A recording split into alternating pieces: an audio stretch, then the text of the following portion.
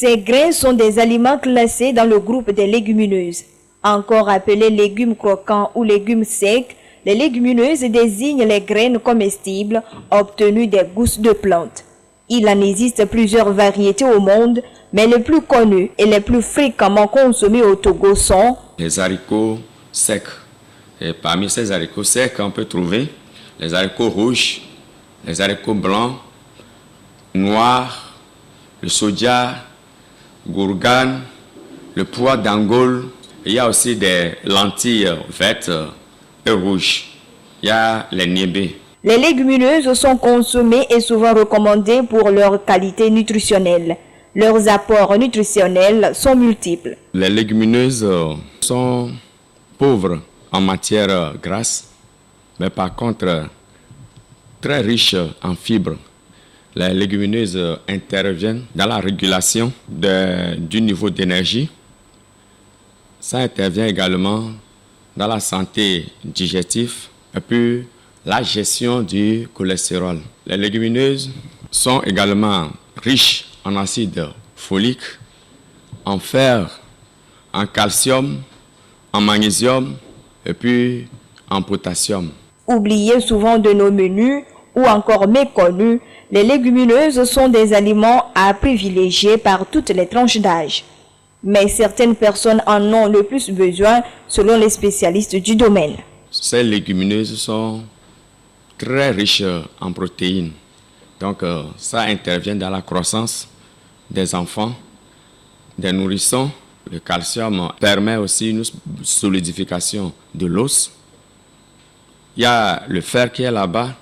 Un enfant en phase de croissance a besoin du fer, de même qu'une femme enceinte. Les gens qui font des travaux vraiment qui nécessitent la force ont vraiment besoin de la consommation des légumineuses. Parce que ça donne beaucoup d'énergie. Une personne diabétique, c'est vivement conseillé la consommation des légumineuses parce que ça régularise l'insuline. Il est conseillé de consommer ces légumineuses dans la matinée. Surtout, c'est bon pour les déjeuners, pour faciliter vraiment la digestion. Ce n'est pas tellement conseillé de manger ces légumineuses la nuit. La production des légumineuses est encouragée en raison non seulement de sa valeur nutritionnelle, mais également pour la sécurité alimentaire et pour la protection de l'environnement. Selon l'Organisation des Nations Unies pour l'alimentation et l'agriculture FAO, la production des légumineuses permet de réduire des gaz à effet de serre, d'augmenter la productivité et la fertilité des terres agricoles. Aussi, les légumineuses peuvent être conservées pendant longtemps sans perdre leur valeur nutritionnelle. Chaque 10 février est consacré à l'échelle mondiale aux légumineuses. L'édition 2022 est placée sous le thème « Miser sur les légumineuses » pour permettre aux jeunes de contribuer à rendre les systèmes agroalimentaires durables. Occasion pour l'Organisation des Nations Unies de sensibiliser le grand public sur les avantages et le rôle fondamental des légumineuses dans le domaine agroalimentaire.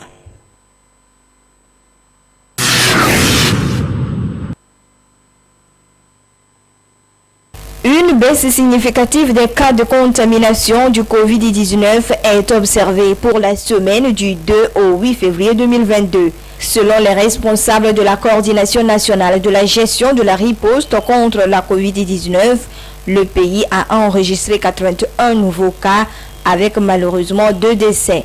Avec cette baisse considérable, l'on peut espérer vaincre le virus selon le coordonnateur qui a exhorté la population à maintenir le cap dans la lutte contre cette pandémie.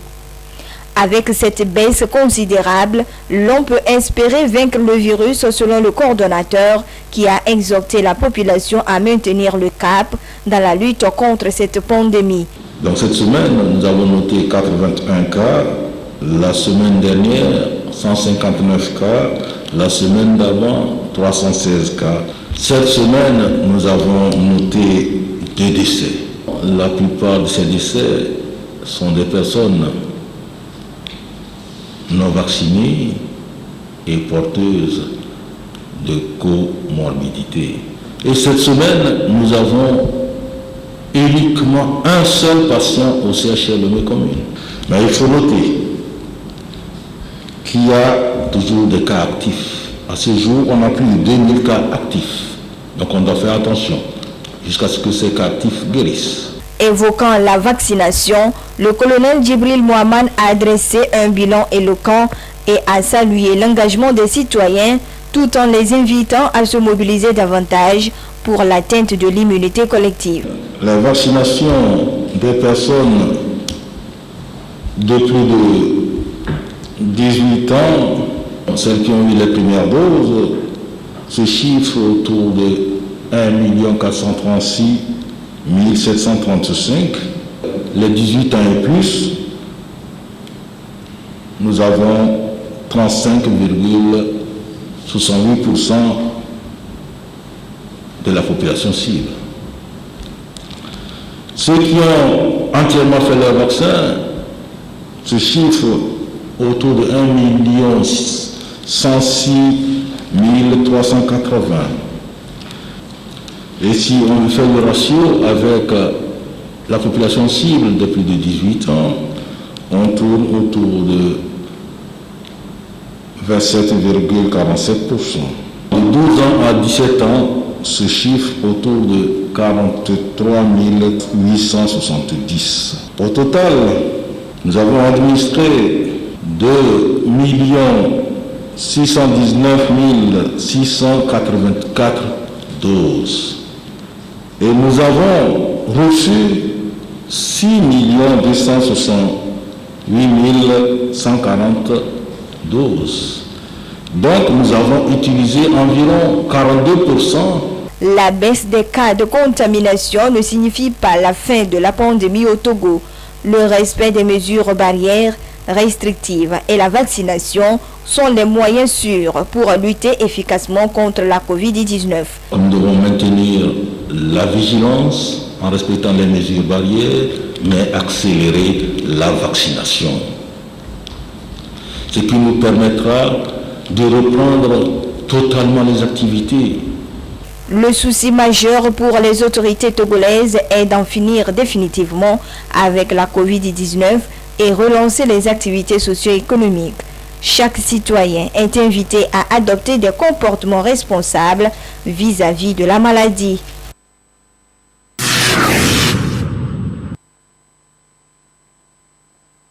Favoriser une croissance économique durable, résiliente, inclusive et créatrice d'emplois décents, c'est l'un des principaux objectifs visés par le Plan national de développement PND au travers ses différents axes. Pour y arriver, le gouvernement compte améliorer l'accès à l'équité et à la qualité de l'éducation, spécifiquement pour l'enseignement technique et la formation professionnelle. Ceci étant, augmenter donc les capacités du secteur à créer davantage d'emplois d'ici 2030. Un secteur dont l'apport au développement du pays non négligeable. L'enseignement professionnel et l'enseignement technique jouent un rôle très important. Pourquoi? Parce que les apprenants de cette série pratiquent déjà ce qu'ils vont faire dans l'avenir ou bien ce qu'ils vont faire quand ils vont s'insérer dans la société. Des F4 ou bien des F3 ou bien la session couture qui déjà sont en train de présenter des modes et dans la société ils s'insèrent et on voit concrètement la réalisation de leur œuvre. La génie civile, les F4, ils sont en train de monter des murs, ils sont en mesure de réaliser des choses concrètes, ce qui fait la valeur de l'enseignement technique et professionnel. Malgré les efforts à ce jour capitalisés afin de promouvoir le système de l'enseignement technique au Togo, plusieurs défis restent encore à relever. La première difficulté que nous rencontrons, c'est le matériel. Le matériel didactique pour que ces apprenants puissent s'émerger vraiment. Le matériel coûte très cher. Pour installer un atelier en génie civil, il faut du sable, il faut des briques, il faut beaucoup de matériel. Il faut aussi former les enseignants de pratique pour aider les apprenants à réaliser les travaux pratiques sur le chantier. Et pour que l'on puisse faire face à tous ces défis et mettre l'avantage du côté du secteur de l'enseignement technique, les acteurs du domaine font des doléances. Mon plus grand souhait, c'est d'encourager les responsables, les décideurs, de pouvoir financer surtout le matériel dans n'importe quel centre de la formation professionnelle, puisque c'est le matériel qui va aider les élèves à découvrir d'abord ce qu'ils ont à faire et pouvoir connaître la valeur, l'importance et s'y mettre pour pouvoir aussi le faire dans la vie pratique. Je sollicite aussi les bailleurs de fonds à pouvoir appuyer les projets que nos élèves ont réalisés aujourd'hui. Vraiment, il y a des génies, des talents cachés. Si les bailleurs peuvent appuyer ces élèves jusqu'à leur insertion professionnelle, ce serait le plus beau cadeau qu'on peut leur offrir. Une prise en compte de ces doléances permettra d'endier les difficultés souvent rencontrées par les acteurs du domaine et ainsi ouvrir les portes à plus d'opportunités pour ces derniers. Une formation professionnelle, méthodique et complète à une autre. Mademoiselle Gloria Stella a aimé le métier de couture et après la période de décès, elle a réuni les moyens pour signer son contrat d'apprentissage.